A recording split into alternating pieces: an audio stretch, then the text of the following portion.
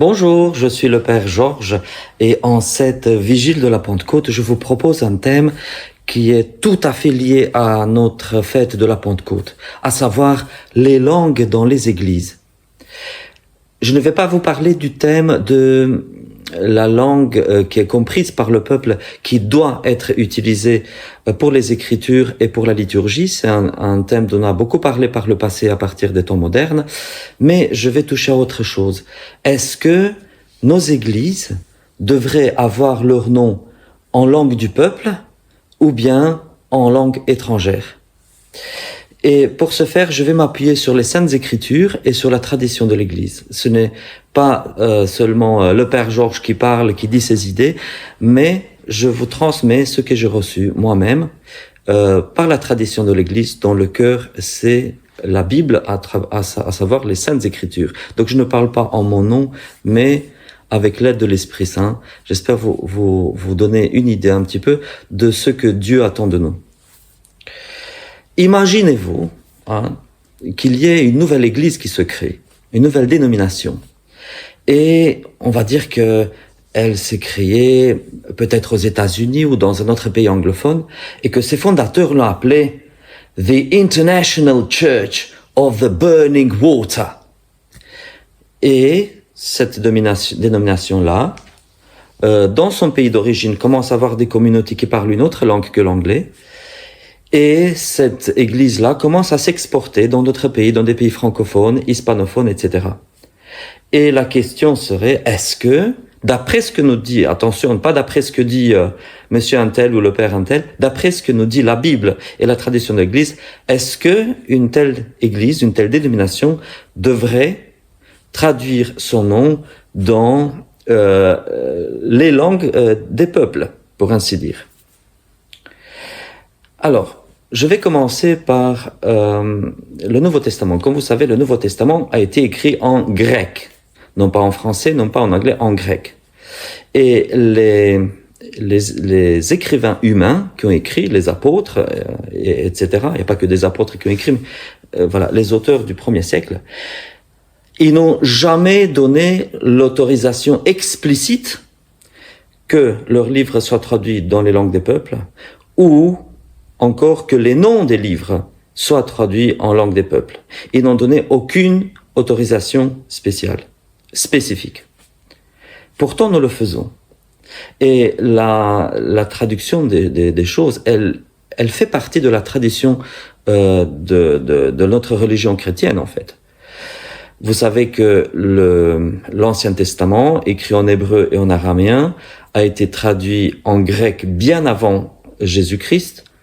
Et le christianisme eurif a célébré le culte en langue parlée, et elle a utilisé en grec la traduction des Septante. Et par la suite, donc la Bible grecque, l'Ancien Testament grec, et par la suite, on sait que le Nouveau Testament a été rédigé complètement en grec et pas en hébreu, ni en araméen d'ailleurs. Jésus a parlé bien sûr l'araméen, très certainement il a parlé d'autres langues aussi, je ne vais pas entrer dans les détails, mais n'empêche, par exemple, on sait que dans l'Ancien Testament, le Dieu d'Israël, je ne vais pas entrer dans des détails, mais comme vous savez, les différents noms de Dieu, Elohim, qui est un pluriel, Eloah singulier, Yahweh, et tout ça a été traduit déjà dans la Bible grecque avant Jésus-Christ. Donc dans l'Ancien Testament avant Jésus-Christ, chaque fois que le tétragramme apparaît, il est traduit par Kyrios. Donc le nom ineffable de Dieu, Yahweh, le tétragramme, il y a pas de plus saint que ce nom-là. Et pourtant, il a été traduit comme Kyrios. Pareillement, Eloah et Elohim ont été traduits par Théos, et ainsi de suite. Au temps de notre Seigneur, nous savons que Jésus a donné à Pierre un nouveau nom. Pierre s'appelait Simon, il l'appelait Képha, et ça on le sait parce que saint Paul cite la forme sémitique Képha. Et on sait bien qu'elle a traduit son nouveau prénom en Petros, et en grec. Et puis ça a été traduit par Petrus en latin, puis de la pierre en français, etc. Donc, même le prénom du coryphée des apôtres, il a été non seulement adapté, mais complètement traduit. Alors, quand nous proclamons les Écritures en Église, imaginez-vous, vous faites une lecture des Actes des Apôtres. Vous savez, demain, le jour de la Pentecôte, comme aujourd'hui pour la Vigile de la Pentecôte, on lit une lecture des Actes des Apôtres. La descente de l'Esprit Saint est narrée, elle est racontée dans le début de ce que nous appelons le livre des Actes des Apôtres. Mais dans les églises francophones, personne ne va dire lecture de la traduction des E praxis ton apostolon. Personne ne va dire ça comme titre. Tout le monde va dire lecture des Actes des Apôtres. Donc personne ne va utiliser le titre original, le titre grec de ce livre, qui est les Actes des Apôtres. Tout le monde va traduire le nom du livre. Et non seulement on va pas dire lecture de la traduction des Actes des Apôtres, non, il va dire juste lecture des Actes des Apôtres. On va même pas mentionner le mot traduction dans le titre. Donc, si personne, et ça, je suis sûr et certain, même les plus hypocrites d'entre nous, personne ne va lire demain matin à la messe, personne ne va dire lecture de la traduction de E praxis ton apostolon. Personne ne va dire ça. Donc, si nous ne sommes pas hypocrites, et si nous disons les noms des livres bibliques en français, ou en espagnol, ou en italien, ou en n'importe quelle langue, il serait tout à fait hypocrite de notre part de dire « Ah, mais le nom de The International Church of the Burning Water ne peut pas être traduit. » Alors, quoi? Le nom d'une dénomination est-il plus haut, plus saint devant Dieu que le nom du livre des Actes des Apôtres?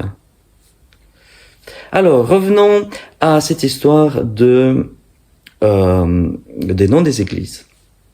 Alors, comme vous savez, l'église d'Angleterre s'appelle elle-même The Church of England.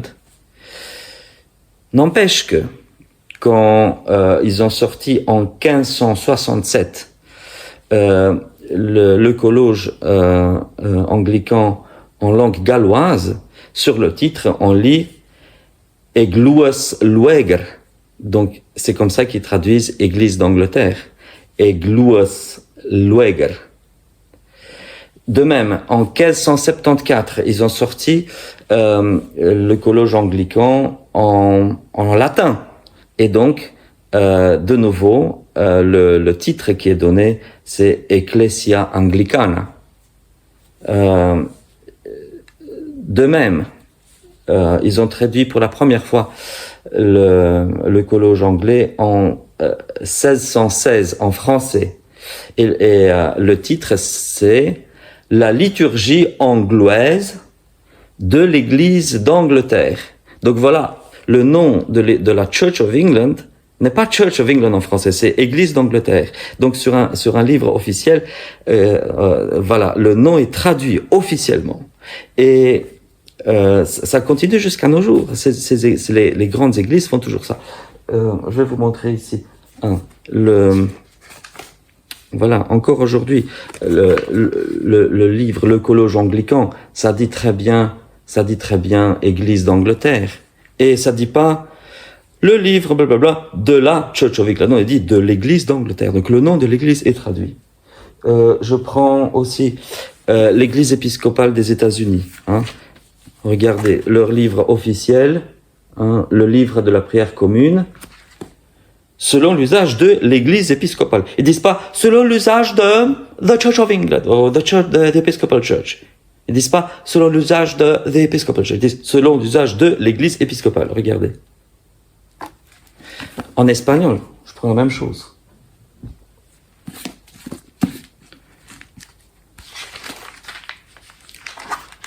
Ils ont el libro de oración común, conforme al uso de la Iglesia Episcopal. Bien sûr. Je rappelle aussi à ceux qui ne savent peut-être pas, c'est que Autant l'espagnol que le français, ce sont des langues qui se parlent aussi aux États-Unis, à l'intérieur des États-Unis. Donc, ils ont traduit le nom de leur église, j'ai envie de dire, bien avant l'exportation vers l'étranger, vers leur diaspora. Je peux prendre d'autres exemples. Si on regarde sur le site officiel de la communion de Canterbury, ils utilisent sur leur site web le nom officiel de leur communion, et en français, et en espagnol, et dans d'autres langues. Vous regardez le site web de la Fédération luthérienne, même chose. Le nom de la Fédération luthérienne est écrit en français, Fédération luthérienne, ainsi de suite, dans les langues, et en allemand, et en espagnol, et ainsi de suite. On peut regarder, en fait, toutes les dénominations internationales et sérieuses, toutes les dénominations sérieuses traduisent leur nom. C'est qui ne traduit pas les noms? Les sectes. Hein? Si vous regardez les sectes, elles n'aiment pas traduire leur nom. C'est drôle, hein? Mais les églises sérieuses traduisent leur nom. Alors, qu'est-ce qu'il y a comme objection? Je peux entendre certaines objections. Certains vont me dire, oh oui, mais il faut que ça soit le comité exécutif de The International Church of the Burning Water qui doit décider si oui ou non ça se traduit pas. Un individu ne peut pas lui-même traduire. C'est le comité exécutif qui doit faire ça. Je réponds par la chose suivante.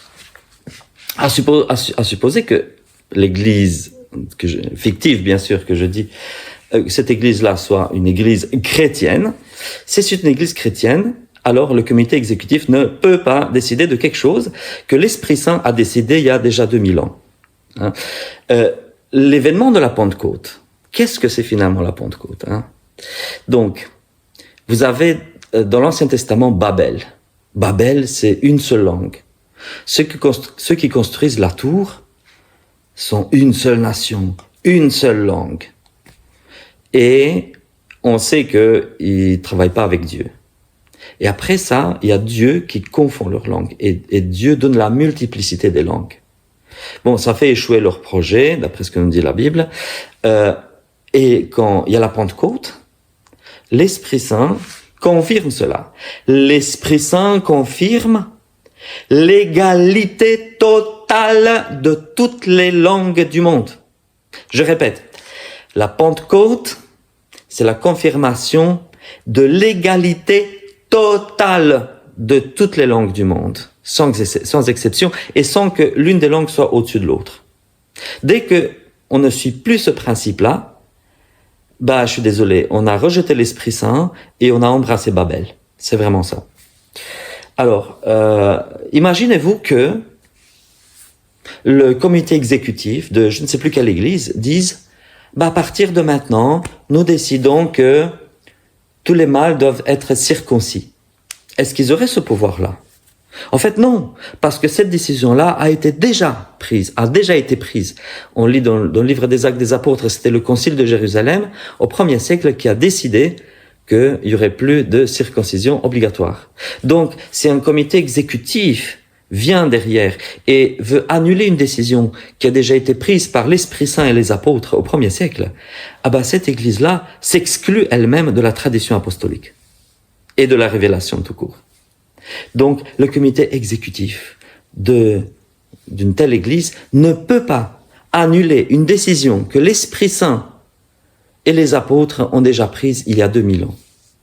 Et donc, si cette église-là est sérieuse, elle devrait traduire son nom en français comme, par exemple, l'Église internationale de l'eau ardente, ou en espagnol, la Iglesia Internacional del Agua Ignea, par exemple. Donc voilà pourquoi il faut traduire. Alors, j'entends une autre critique, qui pourrait dire oui, mais le fait d'utiliser un terme en anglais, The International Church of the Burning Water, ah ben ce serait sans confusion parce que nous vivons dans un monde où il y a tellement d'églises, il y a tellement de dénominations, tellement de sociétés commerciales que il faut avoir un brand, il faut avoir un nom de marque et quelque chose qui soit identique, que ce soit en anglais parce que c'est la langue internationale et qui soit identique dans tous les pays, dans toutes les nations. On n'a rien contre le fait que vous utilisiez la Bible dans votre langue, dans vos petits patois, mais le nom de l'Église doit être un nom de marque qui soit intraduisible, parce que comme ça, il n'y aura pas de confusion. Alors, comment est-ce que je réponds à cela? Figurez-vous que le principe, le mot Église en lui-même, vous savez, comme je l'ai dit tantôt, Jésus parlait araméen. Il y a aussi des théologiens qui nous disent que Jésus a parlé grec aussi. Je ne vais pas entrer dans les détails, mais il se fait que le mot Église, en fait, on le récupère dans l'Ancien Testament, dans la Septante. Donc, le grec ekklesia traduit l'hébreu kahal. Donc, si on voulait une langue international, où il y a pas, si les apôtres avaient voulu un truc de brand, un truc de marque déposée, ils auraient pris le mot hébreu, kahal, ou à la limite, ils auraient pris le grec ekklesia. Et dans ce cas-là, ils auraient dit, mais dans la société où on vit, où il y a tellement de sociétés commerciales, tellement de partis et sectes religieuses, ce serait bien qu'il y ait juste un seul nom, comme ça, quand le christianisme se répand dans le monde entier, on ne crée pas, on traduit pas, on fait pas une nouvelle terminologie, tout le monde va utiliser dans toutes les langues, soit ekklesia grec, soit kahal hébreu. Comme ça, il n'y a pas de confusion. Est-ce que les apôtres ont dit ça? Non. Non, ils n'ont pas dit ça. Bien que, comme je le rappelle, le Nouveau Testament ait été écrit en grec et que les apôtres n'aient jamais donné explicitement l'autorisation que leurs écrits soient traduits en une autre langue. Pas explicitement en tout cas. Mais l'Esprit Saint nous dit que toutes les langues sont égales et en vertu de cette égalité totale de toutes les langues qui étaient de la Pentecôte, le nom de kahal ou ecclesia a été traduit dans d'autres langues. Alors bien sûr que en latin de Rome, en tout cas, on s'est contenté de traduire même catholiki ecclesia comme ecclesia catholica. Par exemple. Donc on a juste repris le terme grec, mais pas tel quel. On l'a fait entrer dans la langue latine, c'est-à-dire qu'on lui a donné des terminaisons, on lui a donné des formes latines. Le grec ecclesia, même l'accent a été changé en latin ecclesia. Donc le mot ecclesia grec a même été adapté à la langue latine et pas juste fourré comme ça, jeté comme ça. Alors, les peuples germaniques, il y a quelque chose qui est très très drôle.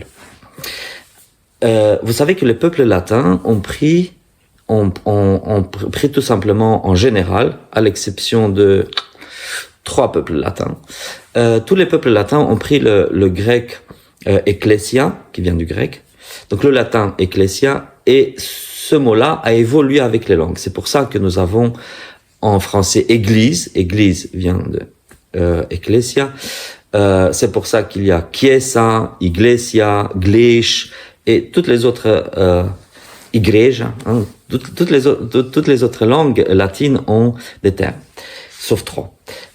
Par contre, les peuples germaniques ils ont voulu traduire le mot. Et même s'ils l'ont traduit avec les pieds, parce que vraiment ils l'ont traduit avec les pieds. Donc au lieu d'utiliser un mot qui signifie convocation pour le traduire, ils ont pris un autre mot grec. Donc, en fait, le mot pour le bâtiment, en grec, kyriaki, nous a donné, mais kyriaki, donc c'est-à-dire maison royale, c'est-à-dire la maison du Seigneur, la maison seigneuriale, donc sous-entendu du Seigneur Jésus. Donc, de ce kyriaki grec, on a eu church en anglais, on a eu Kirche en allemand, Kerek en flamand et Kyrka en suédois et ainsi de suite. Donc toutes les langues germaniques ont pris le mot qui était celui pour le bâtiment, ils ont fait une extension de sens pour l'utiliser pour la convocation des fidèles. Et après ça, il y a 3 petites langues romanes qui ont suivi les langues germaniques, à savoir le romanche, le roumain et le lombard, qui ont pris le mot, le latin basilica, pour parler non pas seulement du bâtiment, mais aussi de la convocation des fidèles. Bon, mais ça c'est du détail. Mais tout ça pour vous dire que les langues germaniques ont traduit avec les pieds. Et même ainsi, je suis pas contraire à ce que la langue anglaise utilise le mot church. Mais, n'empêche, le mot church est un mot défectueux. Parce que, il ne parle pas de la convocation des fidèles. Je suis d'accord que c'est la traduction, hein, c'est devenu une tradition d'utiliser ce mot-là défectueux, mais c'est un mot défectueux. On l'accepte bien pour la langue anglaise, mais prendre ce mot défectueux anglais et l'imposer à d'autres langues, ce n'est non seulement contre ce que nous dit la Bible de l'égalité des langues, mais c'est vraiment un contresens complet. C'est se moquer de toute la théologie, c'est se moquer de Saintes Écritures, de l'Église elle-même. Voilà. Alors, avec quoi je vais terminer? La Pentecôte. Voulons-nous pour nos églises des églises de Pentecôte ou des églises de Babel? Parce que le fait de dire une langue est supérieure aux autres, encore si on disait de l'hébreu, que c'est une langue supérieure aux autres, je pourrais encore tolérer ça. Mais le fait de prendre une langue boiteuse comme l'anglais et l'imposer pour mettre des noms d'églises universelles, prendre leur langue, l'anglais comme langue universelle, alors que c'est une langue tellement boiteuse, c'est se foutre de la gueule du monde.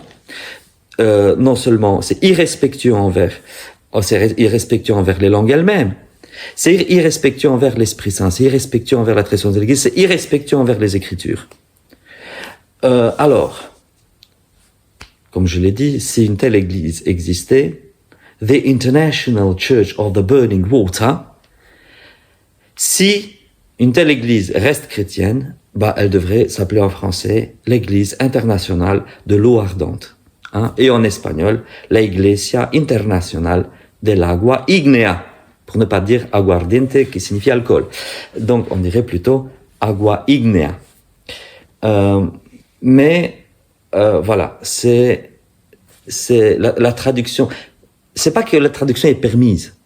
La traduction est imposée. La traduction est imposée par la Bible et toute la tradition de l'Église. La traduction est une obligation théologique. Et ne pas suivre cela, c'est vraiment se moquer de l'Église, se moquer de l'Esprit Saint, se moquer des Saintes Écritures, se moquer de toute la tradition de l'Église, et enfin se moquer de l'Église elle-même, se moquer des gens qui composent l'Église. Voilà. Alors, je terminerai par la chose suivante. Vous savez que quand il y a les persécutions de l'Empire romain envers les chrétiens ont pensé, au premier millénaire, ils se sont dit, l'empereur romain doit être l'antéchrist, ou au moins son précurseur, mais ça ressemble très fort à son antéchrist. Et ça aurait pu être. Hein. Et si l'antéchrist était venu à cette époque-là, il aurait sans doute utilisé le latin. Pourquoi? Parce qu'à l'époque, le latin semblait être la langue la plus internationale. En tout cas, du monde connu, de notre monde. Et l'antéchrist, qu'est-ce que l'antéchrist veut? J'entre dans un autre thème, mais je vais quand même le rappeler. L'antéchrist voudra se faire adorer par le monde entier. Et pour ce faire, il aura besoin d'une unité politique totale avec une seule langue. Donc l'antéchrist, s'il était venu au temps de l'Empire romain, il aurait imposé le latin comme langue obligatoire à tout le monde. Et dans ce cas-là, effectivement, l'Église aurait dû s'y opposer. Il y a des gens qui ont vu dans Hitler, comme soit le précurseur de l'Antéchrist, soit il y a des gens qui ont cru que c'était l'Antéchrist. Et si Hitler avait été lui-même l'Antéchrist, lui aussi aurait voulu un seul royaume arien, germanique, avec une seule langue, l'allemand imposé à tout le monde. Quoique, soit-il dit, les nazis ont n'ont pas imposé, en Belgique en tout cas, ils ont respecté le français et ils n'ont pas imposé l'allemand de force. Mais bon, voilà. Si Hitler avait conquis le monde entier, tout ça, il aurait imposé l'allemand probablement au monde entier. Et si l'Antéchrist vient demain, si l'Antéchrist vient cette année-ci au dimanche de la Pentecôte, ben très probablement il choisira l'anglais. Bon, il devra se forger une religion universelle, bien sûr, mais avec un seul gouvernement, un seul empire, une seule religion et une seule langue. Et dans ce cas-là, bien sûr, il choisirait l'anglais. Donc le fait de dire telle langue est une langue universelle, c'est une stupidité. C'est pas chrétien, c'est anti-chrétien. C'est la démarche typique de l'Antéchrist. Donc, pour finir, je vous invite à penser comme des chrétiens et pas comme des antéchrists. Nous ne sommes pas des antéchrists, nous ne pouvons pas servir, nous ne pouvons pas utiliser la méthodologie de l'antéchrist. Et comme je vous ai dit, s'il y avait une seule langue qui était imposée au monde entier, une langue universelle, ben, du point de vue chrétien, ce serait l'hébreu. Mais nous savons que l'hébreu n'est pas supérieur aux autres. Vous voyez aussi le rapport qu'ont les chrétiens, les juifs et les musulmans par rapport à leurs écritures respectives. La plupart des juifs proclament les écritures en église uniquement en hébreu. Les musulmans proclament leurs écritures, le Coran, seulement en arabe. Même s'ils publient un Coran en français, ils vont pas dire le Coran, ils vont dire la traduction du sens de ces versets en français. Et ils vont mettre probablement le texte en arabe sur le côté gauche, le texte en français sur le côté droit. Ils vont dire le Coran et la traduction du sens de ces versets en langue française. Un texte cru en français comme ça, ils vont jamais l'accepter comme étant le Coran. Ils vont dire ce n'est que sa traduction.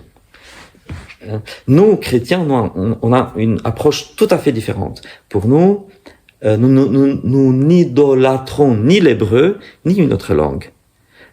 Donc voilà, comme les réformateurs l'ont dit souvent, quand il y avait des gens qui croyaient offrir d'autres sacrifices à Dieu, les réformateurs leur ont dit non, il y a un seul sacrifice, celui de Jésus-Christ sur la croix. Tout ce que vous essayez d'apporter comme autre sacrifice, ça, c'est une insulte au sacrifice unique du Christ. Ben, je vais dire pareil ici. Il n'y a pas de langue universelle. Et si on avait une, ce serait l'hébreu. Et le fait de mettre une langue au-dessus de l'hébreu et des autres langues, ben, ce serait insulter la langue de Dieu. Mais sauf que pour Dieu, il n'y a pas une langue de Dieu. Ce sont les langues de Dieu. Et donc, il y a une seule méthodologie de Dieu, c'est la diversité totale de l'égalité totale des langues. Voilà, je termine avec cela et je vous dis joyeuse Pentecôte.